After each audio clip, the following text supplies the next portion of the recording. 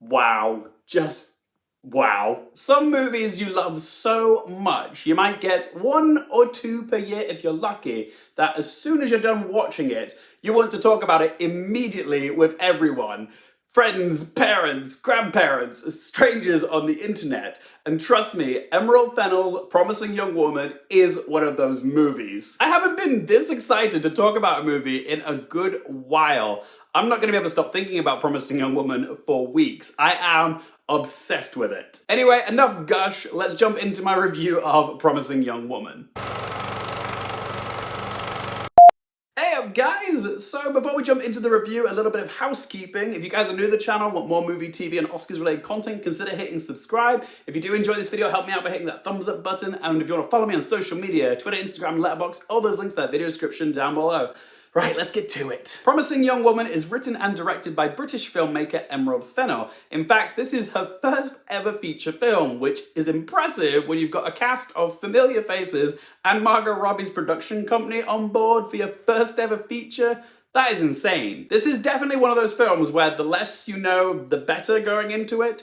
And trust me, I'm gutted that I can't go into too much detail in this review because I really do want to dish the dirt about this film. There is so much to talk about, but this is a spoiler-free review. And I would not want to deprive anybody of the joy of watching this film for the first time, not knowing what's coming in it. Promising Young Woman follows 30-year-old Cassandra Thomas, played by Carey Mulligan, who appears to be floating through life. She still lives with her parents, she dropped out of med school, she's now working as a barista, she's not very sociable, she doesn't date. You can tell she's got her baggage. She hasn't been the same since her best friend Nina killed herself as a result of something which happened at a college party, and Cassandra has never really gotten over this. So Cassandra spends her nights going to bars and clubs, pretending to be wasted to the point where she can no longer stand and appears she's vulnerable enough for men to take advantage of her, take her home and have sex with.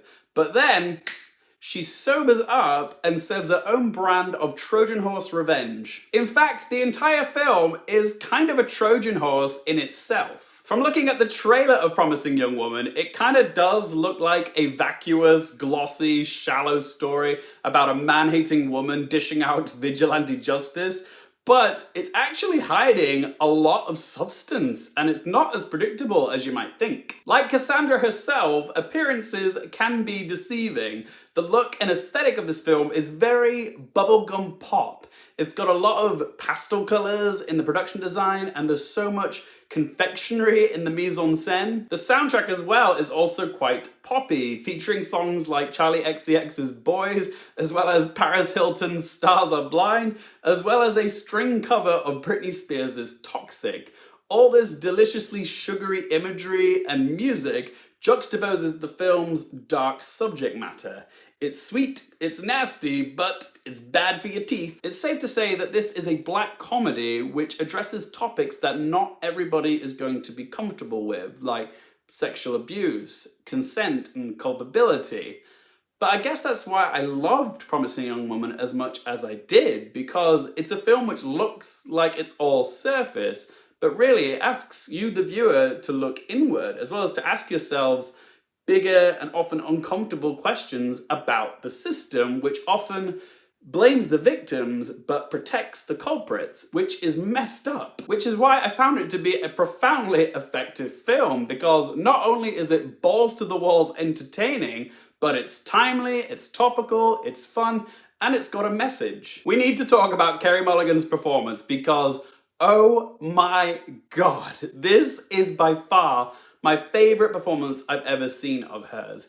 For one, it's unlike anything I've seen her do before. I'm used to seeing Carey Mulligan in like period dramas, but here she's so dangerous and she's so good at being bad. Also, this is not an easy role for an actor because she's playing a character who's so consumed by vengeance that she's willing to let it destroy her. Her actions are way over the line, so she's not a character who you necessarily agree with, but somehow you're still on her side because you understand her motives and why she's doing what she's doing. She is such a messy character, and I say that positively because I like a character to be damaged and flawed and messy. It's more interesting that way.